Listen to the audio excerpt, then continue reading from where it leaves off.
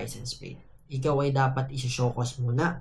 Ang ibig sabihin ay bibigyan ka ng pagkakataon magpaliwanag. At kung ikaw ay napatunayan na may sala, ikaw ay may penalty na 5,000.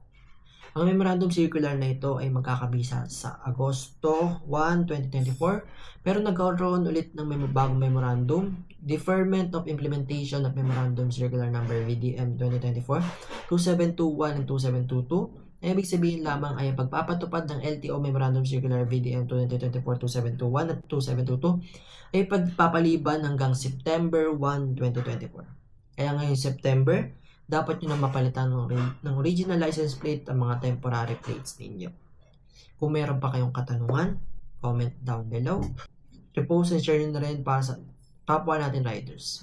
Salamat sa panonood. Kung gusto nyo pa makapanood ng karagdagang kaalaman, i-click ang subscribe at follow button. Paalam!